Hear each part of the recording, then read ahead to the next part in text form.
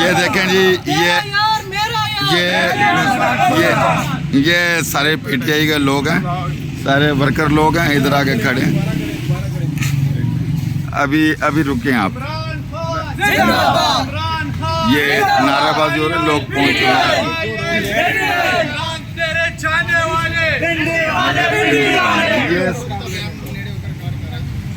ये सारे के सारे लोग।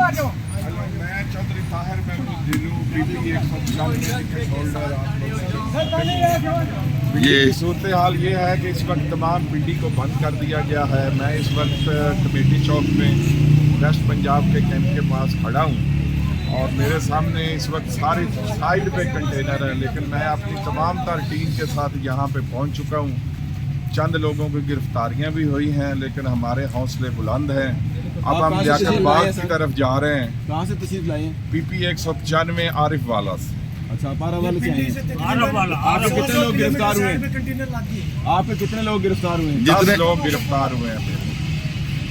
कहाँ से गिरफ्तार किए गए? वो कंटेनर के पास। उधर जिधर से यहाँ पहले उठा रहे हैं उधर से। चलो जो भी मार भी रहे हैं, गिरफ्तार भी कर रहे हैं, जुल्म भी कर रहे हैं। बाद गिरफ्तारी करें, मारें तो ना, किस चीज से मारते हैं हमारे से? अच्छा, मार भी रहे हैं। हाँ, बहुत मार रहे हैं, बहुत मतलब लाठियों से मारा जा रहा है। एहतियात करा रहे हैं।